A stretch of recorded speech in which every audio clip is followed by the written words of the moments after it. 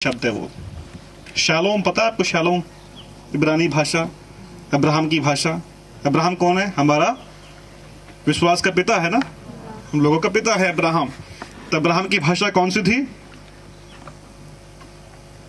इब्रानी भाषा थी। और इब्रानी भाषा में शालोम जब बोलते हैं इसका मतलब क्या होता है? शांति, आप पर शांति हो। अब देखो मुस्लिम भाई लोग कैसे बोलते हैं सलाम वालेकुम, है ना? तो जवाब क्या बोलते हैं? वालेकुम सलाम। है कि नहीं? उसी प्रकार से हमारे जो मसीही समाज में भी शालाम सलाम बोलते हैं, या शालोम बोलते हैं, या सलाम बोलते हैं। लेकिन हमारे यूपी में जय मसीह की बोलते हैं। यहाँ पर क्या बोलते हैं? प्रेज़ द लॉर्ड बोलते हैं ना, है ना? हम लोग अंग्रेज लोग, इसलिए हम लोग प्रेज़ द लॉर्ड बोलते हैं। भाषा का अपना बहुत गहरा मतलब होता है भाषा का। तो जब एक यहूदी आपस में मिलते हैं तो बोलते हैं शालोम अलैहिम, बोलते हैं शालोम अलैहिम। और उसके बदले में क्या बोलते हैं? जो सुन रहा होता है अलैहिम शालोम बोलते हैं, अलैहिम शालोम। तो कल से हम क्या बोलेंगे? हम हैं शालोम अलैहिम। और जब मिलेगा तो आप क्या बोलोगे? अलैहिम शालोम। है बोलेगा मुस्लिम, बोलेगा भाई हमसे बड़ा बाप आ गया है बड़े। कुछ नया करना, नया बोलना हर एक की चाहत होती है ना। हमारे इस विज्ञान में भी हम देखते हैं हमेशा कुछ नया करने की इच्छा रहती है, पुराने से बोर हो जाते हैं। तो उस प्रकार से जवानों के अंदर एक कसर परमेश्वर ने डाला हुआ है। वो क्या है? कुछ नया पाना, कुछ नया करना, नई बातों को सोचना। क्रिएटिविटी जो कला होती है वो परमेश्वर ने जवानों के दिमागों में कूट के भरा हुआ है। और यही कारण है कि दुनिया की सारी संस्थाएं जवानों को हायर करती है। किस लिए? नौकरी के लिए। क्योंकि जो क्रिएटिविटी होती है, दुनिया को जो बदलने की कला होती है, वो जवानों के अंदर होती है। और जो बूढ़े होते हैं उनको बिठाते हैं कुर्सी में, भैया आप बैठे रहो वहाँ पर, आप पीछे से बोलो, हम काम करते रहेंगे। कला जवानों में कूट कूट के भरा होता है। बाइबल भी हमसे यही कहता है कि हे जवानों, तुमने उस दुष्ट के ऊपर जय को पा लिया है। तो आप लोगों ने जय को पा लिया है उस दुष्ट के ऊपर। तो आप विश्वास करिए, और विश्वास नहीं भी करते हैं तो भी मुझे आपसे कहना है कम से कम उस पर भरोसा करिए, आश्रित होइए। अपने बल पर नहीं, परमेश्वर के बल पर आप आश्रित होइए। प्रभु आपको आगे लेकर के जाएगा। और आज जब हम यहाँ खड़े हैं तो इस जवानों की मीटिंग के पीछे का जो सबसे बड़ा कारण है वो कार्तिकेय रोहित पास्टर के हृदय में आई हुई एक जिज्ञासा है। एक जिज्ञासा मतलब एक तलब है, एक आग है। क्या है वो आग? वो आग ये है कि यहाँ के जवानों के अंदर एक अभिषेक को जो है डालना है। एक हिंदी में गीत है, एक आग हर दिल में हमें जलाना है। लोग गीत गाते हैं लेकिन जो आग है बुझा के चले जाते हैं। लेकिन हमें जो है आग को बुझाना नहीं है, बल्कि आग को जलाना है, उकसाना है, उसको उत्साहित करना है। तो इस मीटिंग के पीछे का जो कारण है वो ये है कि आपके अंदर जो आग है उस आग को उत्साहित किया जाए। हम विश्वास करते हैं कि यहाँ पर आग आज जलाया नहीं जाएगा, बल्कि जो आग आप में है उस आग को बढ़ाया जाएगा। आप सबके ऊपर एक अभिषेक है, और वो अभिषेक हमने नहीं किया है, आपके पास्टर्स ने नहीं किया है। वो अभिषेक स्वयं प्रभु यीशु मसीह ने किया है आपके ऊपर, और उस अभिषेक को लेकर के आप यहाँ पर आए हुए हो। और वही अभिषेक है जो आप में से बहेगा और इस गुजरात को बदलेगा। तो जो चाहत जो हमारे अंदर है वो ये है कि हम एक हो। वो ये है कि हमारे अंदर जो आग है वो भड़क उठे। यीशु कहता है मैं कितना चाहता हूँ कि जो आग मुझे लगाना है वो अभी भड़क उठे। एक चाहत है, यीशु मसीह का एक चाहत था कि एक आग जो है भड़क उठना है। एक ऐसा आग जो बुझता ना हो, जो जलता ही रहता हो, ऐसा एक आग भड़क उठाना है। मुझे पूछना है जवानों कि आपके अंदर वो जिज्ञासा है, वो चाहत है, वो तलब है, वो जोश है कि एक आग मेरे अंदर भड़क उठना है। क्या आप चाहते हो कि वो आग आपके अंदर भड़क उठे? क्या आपकी इच्छा है कि वो आग आप में भड़के? मुझे देखो, ठीक है ना, आप यहाँ वहां नहीं देखो। परमेश्वर की आत्मा, मुझे विश्वास है कि आपके अंदर अद्भुत कार्य कर रहा है। आज ये मीटिंग शुरू होने के पहले से ही आपके हृदय के अंदर परमेश्वर की आत्मा जो है कार्य कर रहा था। आपको यकीन कर रहा था। प्रभु है जो आपको यहाँ पर लेकर के आया। आपके पासवानों ने, आपकी कलीसिया के जितने भी वडील लोग हैं जिसको हम प्राचीन बोलते हैं, उन लोगों ने प्रार्थना किया। गुजरात के लिए कई लोगों ने कीमत चुकाया है, कई लोगों ने दिनों उपवास किया, प्रार्थना किया, कई लोगों ने आंसू बहाया, कईयों के हृदय में उन लोगों ने कुर्बानियों को सहा, कुर्बानियों को दिया, और इस कुर्बानी के कारण आज हमारे ये गुजरात में ये सेवा हो रही है। यहाँ पर जो मीटिंग है ये कुर्बानियों के कारण हो रहा है, आंसुओं के कारण हो रहा है। कई लोगों ने उपवास किया, प्रार्थनाएं किया है, कई लोगों की शहादत हुई है हमारे भारत की जमीन पर, इसलिए गुजरात में यहाँ पर ये मीटिंग हो रहा है। इसके पीछे का कारण एक आग है, एक जिज्ञासा है, एक जोश है, एक हिम्मत है, एक धैर्य है जो परमेश्वर के सेवकों में फूट फूट के भरा हुआ है। देखो, जब फुटबॉल जब खेलते हैं तो एक टीम होता है, वो टीम में एक तालमेल होता है। फुटबॉल खेलने के पहले टीम साथ में बात करता है कि हम जब किक मारेंगे बॉल को तो हम किसके पास देंगे, किसको पास करेंगे, जो पास करेगा वो कहां लेके जाएगा। एक तालमेल होता है, उस तालमेल के द्वारा गेम को जीतते हैं। अगर तालमेल नहीं होता है तो गेम में हार करके आते हैं। मुझे आपसे कहना है, गुजरात में यूथ के मध्य में एक तालमेल का होना जरूरी है, एक मोबिलाइजेशन का होना बहुत जरूरी है। कि आपको इच्छा है कि आपकी एक टीम बनाओ, क्या आपकी इच्छा है कि एक तालमेल होने पाए। जब फील्ड में उतरो तो तालमेल के साथ में किक मारा जाए, ताकि जब एक किक मारता है दूसरे का पता है कि किक कहां पर जा रहा है, ताकि वो दौड़ कर जाए और जब गेंद पास हुआ उसको लेकर के वो उसको आगे लेकर जाए और गोल करने पाए। मुझे बोलना है आपसे कि आपको फुटबॉल में सिर्फ किक मारने का इरादा है या गोल करने का इरादा है।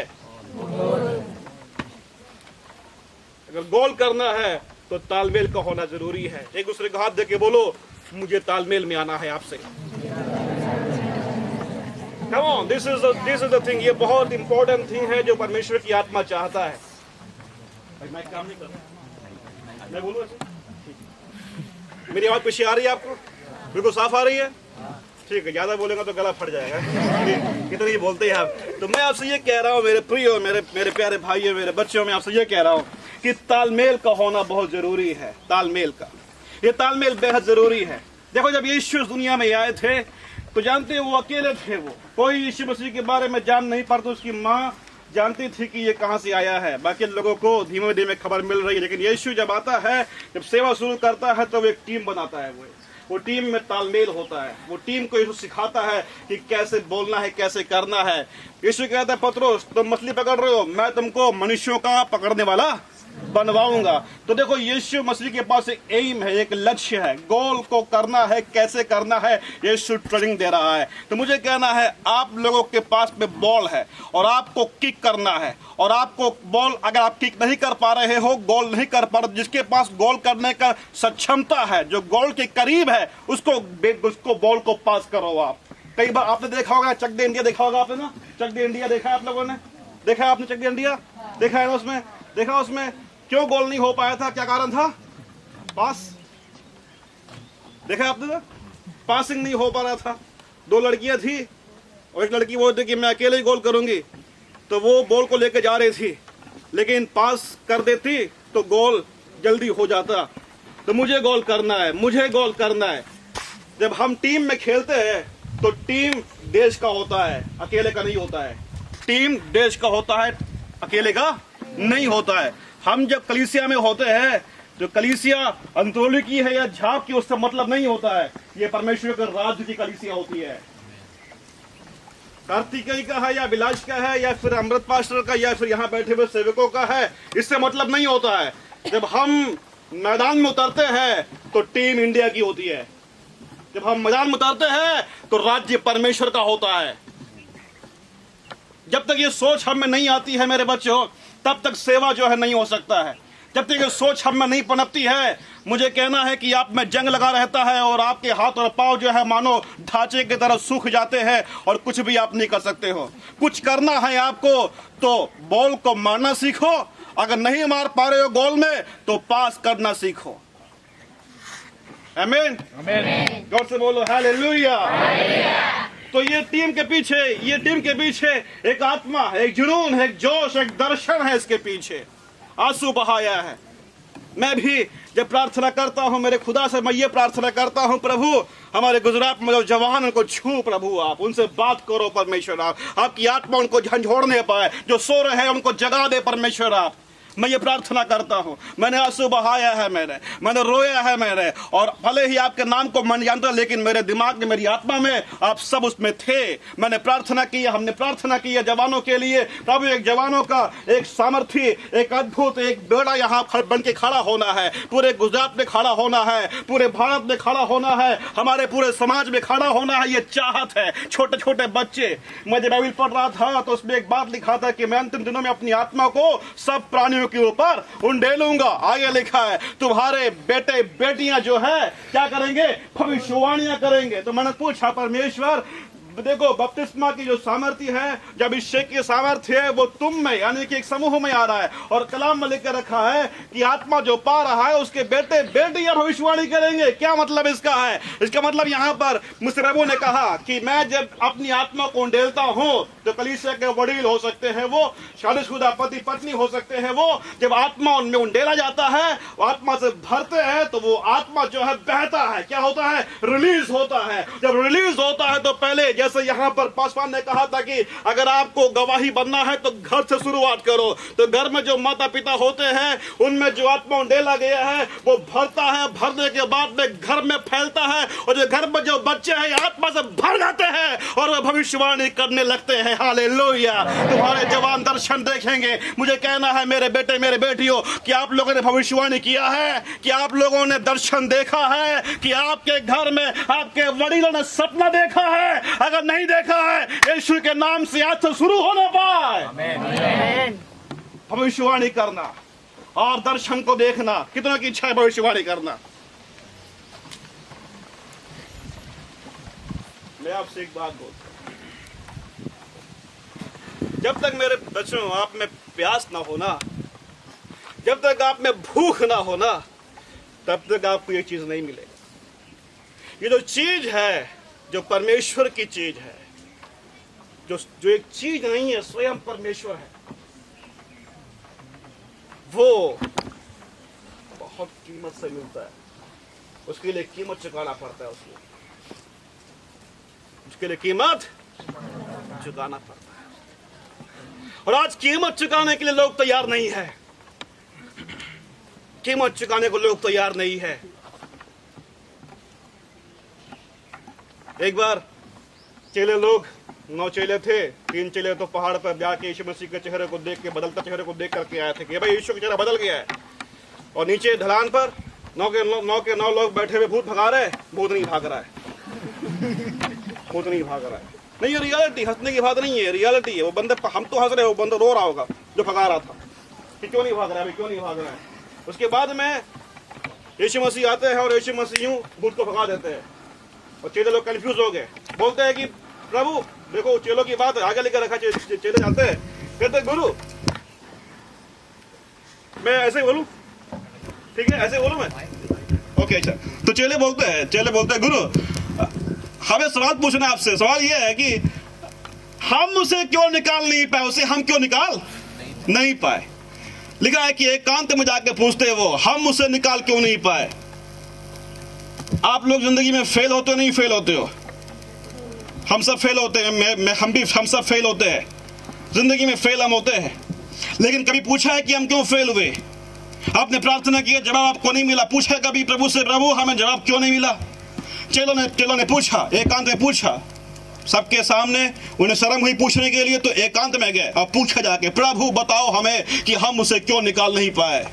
और मुझे आपसे कहना है कि आप लोगों के विश्वास में आए हुए शायद 2 साल या 5 साल या 10 साल हुआ होगा, बचपन से पैदाइशी या विश्वास में होंगे, लेकिन आप जितनी बार भी आपने अपनी जिंदगी में हार को देखा है, मेरा सवाल यह है कि क्या आपने पूछा एकांत में प्रभु से, प्रभु हम क्यों फेल हुए, क्यों हम ये कर नहीं पाए, क्यों हम प्रार्थना नहीं कर पाए, क्यों हम अभिषेक को पा नहीं पाए, क्यों हमारी प्रार्थना में चंगाई नहीं हुआ, क्यों हमारी प्रार्थना में बेदारी नहीं आया? क्या पूछा उसे आपने?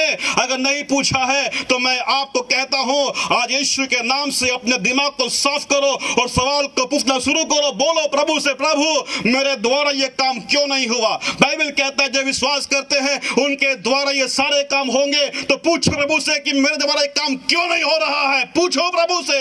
और यीशु कहता है पूछो। ध्यान दो, थोमा जो होता है, थॉमस जो होता है, वो यीशु मसीह के मृत्यु के बाद उसको देखता नहीं है। तो चेले कहते हैं भाई हमको यीशु दिखाई पड़ा है। तो थोमा कहता है क्या बात कर रहे हो, यीशु मर गया है, कब्र में है, हम नहीं मानेंगे उसे। तो चेले बोलते हैं भाई हमने देखा है उसको। थोमा कहता है मैं नहीं मानूंगा, मैं तब मानूंगा जब मैं उसकी उंगली के छेद में अपनी उंगली को डाल दूंगा, तब मैं मानूंगा कि वो जीवित है। और यीशु आता है, कहता थोमा यहां पर आओ, ये मेरा हाथ छेद देखो, लाओ उंगली डालो यहां पर।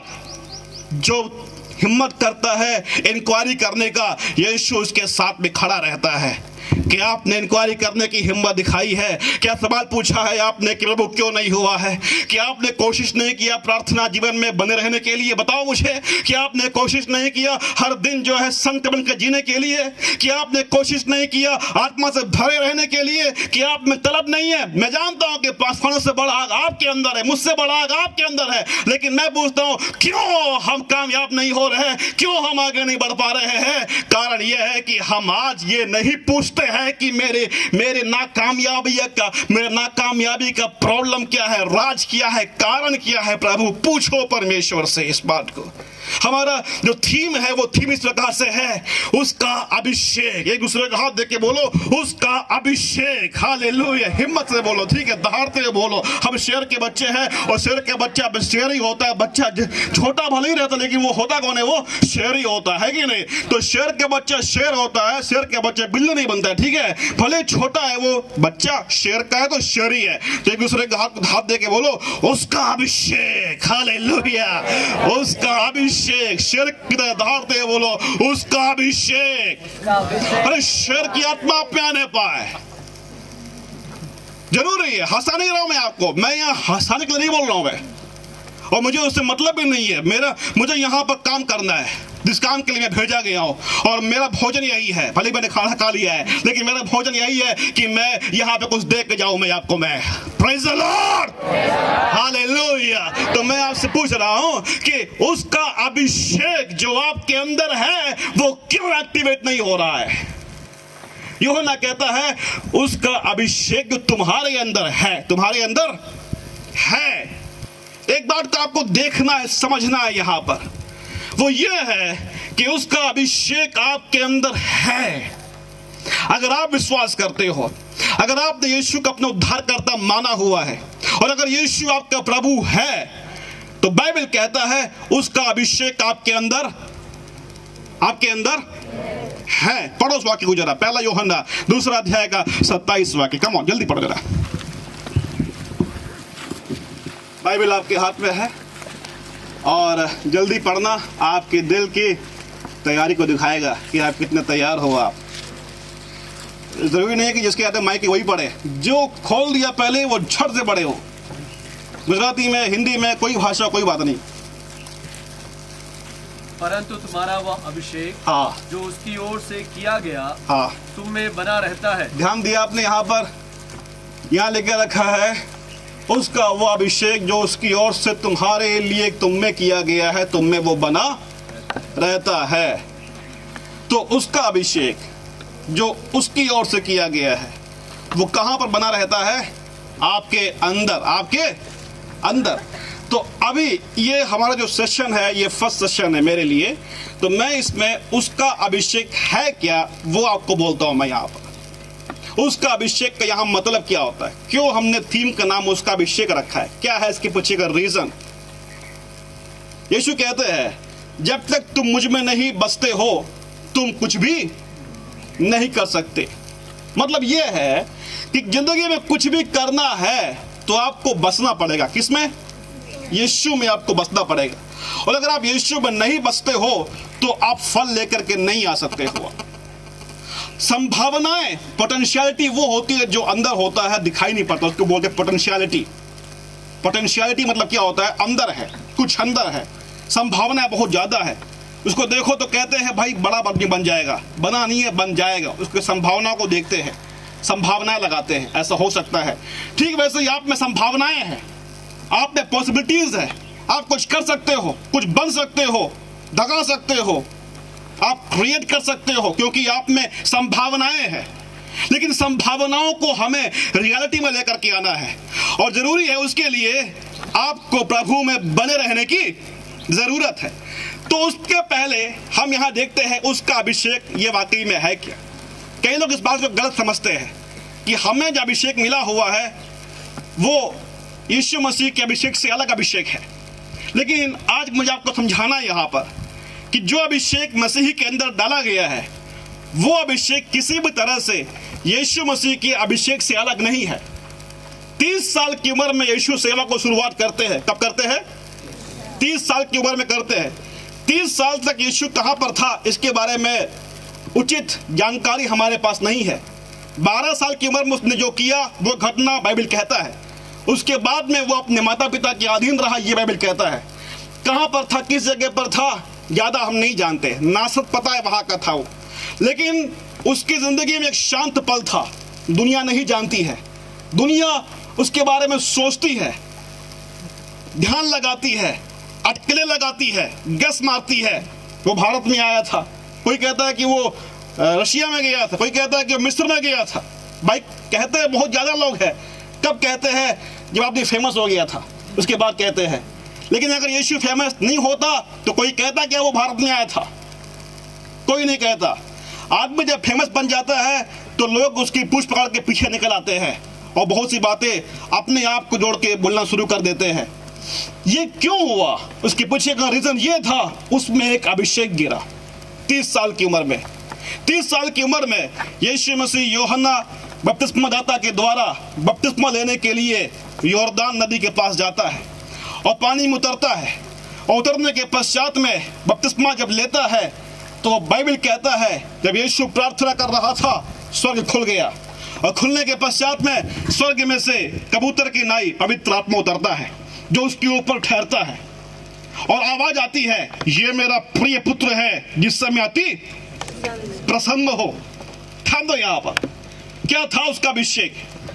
भजन संहिता 45 निकालो जरा, भजन संहिता 45 में वहां पर 7वें आयत को आप ध्यान से देखो क्या लिखा है वहां पर। भजन संहिता 45 का 7वां आयत। तने न्यायपणा पर प्रीति छे अने दुष्टता पर द्वेष छे, माटे देवे तारा साथीओ करता तने श्रेष्ठ गणीने आनंदना तेलथी तने अभिषेक कर्यो छे। देखो यहाँ पर तुम्हारे साथियों से भी ज्यादा हर्ष के तेल से अभिषेक किया है। साथियों से भी ज्यादा। ये एक भविष्यवाणी है।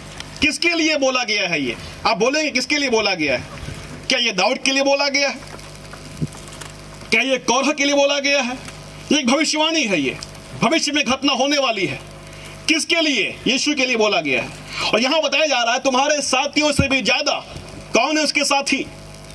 उसके साथी आप जो भी बोलो, अब्राहम हो सकता है, हाबेल हो सकता है, शमूएल हो सकता है, दाऊद हो सकता है, सुलेमान हो सकता है।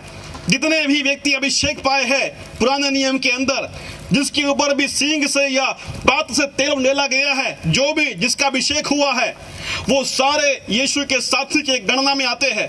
और बाइबल कह रहा है तुम्हारे साथियों से भी ज्यादा। साथियों से भी ज्यादा। साथियों से ज्यादा का मतलब क्या है?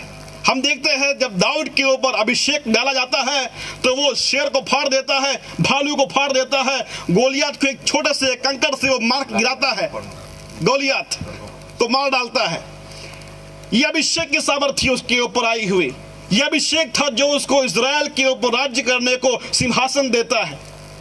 अब देखोगे दानियल भविष्यवक्ता था, उसके बारे में कहता है कि वो ज्ञानी था, वो तो ज्ञान की आत्मा उसके ऊपर था। सुलेमान बुद्धि की आत्मा उसके ऊपर था। ये सब यीशु के साथी के गणना में आते हैं, लिस्ट में आते हैं। लेकिन बाइबल कह रहा है कि यीशु के ऊपर जब अभिषेक हुआ है उसके साथियों से भी ज्यादा हर्ष के तेल से अभिषेक हुआ है। अगर आप जानते हो तो याद ध्यान दो, जब अभिषेक का तेल होता है उसको बहुत ही ध्यान से बनाया जाता है। जड़ी बूटियां कई किस्म की उसमें लगाया जाता है। जब अभिषेक का तेल बनता है तो जब उस जड़ी बूटी को कूटते हैं तो कूटने के द्वारा एक महक अंतरिक्ष में फैलता है। जो महक जब फैलता है तो लोगों को मालूम पड़ता है अभिषेक का तेल बन रहा है, अभिषेक का तेल बन रहा है। तो महकने वाला तेल, हर्ष आनंदित करने वाला तेल। लेकिन जो यीशु के ऊपर जो तेल गिरा है वो तेल साथियों से भी ज्यादा हर्ष का तेल था। क्या है वो तेल? जब दूसरे लोगों को जमीन की जड़ी बूटी के द्वारा तोड़ा गया, कुचला गया, दबाया गया, रिफाइंड किया, जब तेल मिला, तब यीशु को तेल नहीं, तेल की रियलिटी आत्मा मिला। लोगों को तेल मिला, यीशु को आत्मा मिला। और यही कारण है बाइबल कह रहा है साथियों से भी ज्यादा, साथियों से भी ज्यादा। कैसे ज्यादा हो गया? मेरे घर में एक पास्टर आया, उसने प्रार्थना किया, बोला प्रभु तेरे दास को उसके साथियों से भी ज्यादा हर चीज के तेल से अभिषेक कर। उससे मैंने कहा आमीन, हालेलुया। कंपटीशन मेंटालिटी हो गया मेरे अंदर, कंपटीशन कि उससे अच्छा मुझे बोलना है, उससे अच्छा मुझे बनना है, उससे अच्छा मुझे जाना है। कंपटीशन आ गया। उसकी प्रार्थना गलत थी। क्यों गलत थी? क्योंकि ये जो है एक राजा के लिए बोला गया है। किसके लिए बोला गया है? ये यीशु के लिए बोला गया है। और यीशु में जो अभिषेक हुआ वो उसके साथियों से भी ज्यादा था। क्यों? क्योंकि वो रियलिटी था, बाकी सब नकल था, बाकी सब तैयारी परछाई था। लेकिन यीशु में क्या हुआ था? रियलिटी हुआ था। दूसरे को हाथ दो, बोलो मेरे ऊपर नकल नहीं बल्कि रियलिटी आने वाला है।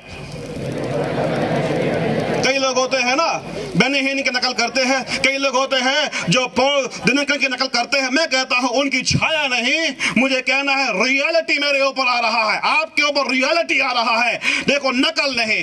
ओ शमूएल के ऊपर जो आया, ओ जो उसके ऊपर आया, ओ जो दाऊद के ऊपर आया, ओ जो बेनी हिन्न के ऊपर है, वही अभिषेक। लेकिन बाइबल कहता है ना, आपके ऊपर अभिषेक आने वाला है वो बेनी हिन्न का नहीं है, वो अभिषेक यीशु का अभिषेक है। उसका अभिषेक मेरे ऊपर आने वाला है। किसका?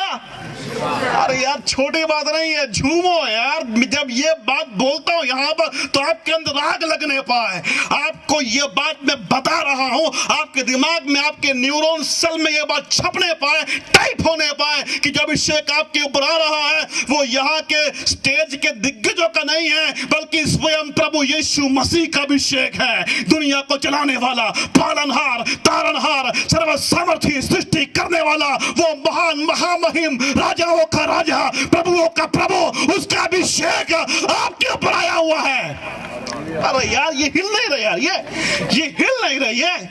मुझे कहना है, सुनो यहाँ पर, ध्यान दो यहाँ पर, परमेश्वर की आत्मा का अभिषेक जो है, जो रियलिटी है, नकल नहीं, तेल नहीं, रियलिटी है। क्या है? देखो रियलिटी क्या भाई, आप अंग्रेजी बोल रहे हो, रियलिटी क्या होता है? ध्यान दो, रियलिटी क्या होता है? ये रियलिटी दिखाओ यार, रियलिटी क्या होता है? ये देखो, ये है ना, ये क्या है? ये देखो, ये परछाई है ना, ये किसकी परछाई है? ये इस खंबे की परछाई है। तो परछाई में बात है या खंबे में बात है? बताओ मुझे। घर में जब होते हैं तो अपने बाप की परछाई के पीछे आप जाते हो? किसके पीछे भागते हो आप? अपने बाप के पीछे भागते हो या उनकी परछाई के पीछे भागते हो? हाँ भाई गर्लफ्रेंड लोग बताइए मुझे, है आप लोग अपने बॉयफ्रेंड के परछाई को प्रेम करते हो या बॉयफ्रेंड को प्रेम करते हो? ऐसा होगा नहीं, यहाँ पर मैं मजाक कर रहा हूँ मैं, ठीक है? क्यों? आप लोगों को हंसना खेलते इसलिए हंसा रहा हूँ मैं। हम पास्टरों की मजबूरी होगी हंसाना आज। सही कह रहा हूँ। रियलिटी बोलते हैं तो किसी को नहीं चाहिए आज। हंसाने वाला कोई हो, जो कोई बोल रहा हो, हाँ बड़ा मजा आ गया, क्या प्रचार किया था? बंद करो ये बकवास की बातों को और रियलिटी में आओ। कहां पर आना है? एक दूसरे को हाथ देके बोलो, नकल से बाहर आओ, रियलिटी में आओ। नकल करना बंद करो, रियलिटी में आ जाए, रियलिटी में आ जाए। उसका अभिषेक। किसका अभिषेक? तो देखो यीशु मसीह में एक अभिषेक गिरा। हम जानते हैं कि मलाखी के बाद तकरीबन 450 साल का गैप होता है, उसे अंधियारे का युग कहते हैं। उसमें ना तो दर्शन आया, ना किसी की आवाज सुनाई पड़ी, ना कोई दूत प्रकट हुआ। लेकिन यूहन्ना बपतिस्मा दाता के पिता जकरिया के पास में दूत प्रकट होता, कहता है कि तुम्हारे संतान होने वाला है। और वो कौन होगा? परमेश्वर के सामने रास्ता बनाने वाला होगा, प्रभु का मार्ग तैयार करने वाला। अरे प्रभु आने वाला है, प्रभु आने वाला है और उसका राह तैयार करने के लिए एक बंदा पैदा होने वाला है। देखो उस निशब्दता को तोड़ा, अंधेरे की चादर को फाड़ के फेंका और एक उजाला हुआ और एक किरण जागा। आशा की किरण था वो कि मसीहा पैदा होने वाला है और उसके लिए रास्ता तैयार करने के लिए एक बच्चा पैदा होने वाला है। मेरे भाइयों मेरे बहनों, मुझे आपसे कहना है, एक नकल, एक परछाई जैसा यूहन्ना आता है, लेकिन रियलिटी कौन होता है? यीशु मसीह होता है। यूहन्ना कहता है, मैं तो ना मसीह हूं ना मैं एलिया हूं, मैं कौन हूं? मैं तो एक शब्द हूं। मैं कौन हूं? मैं एक शब्द हूं। मैं पुकारने वाले का शब्द हूं। मुझे जो शब्द दे रहा है वो मेरा मालिक है, मैं नहीं हूं। मालिक बोल रहा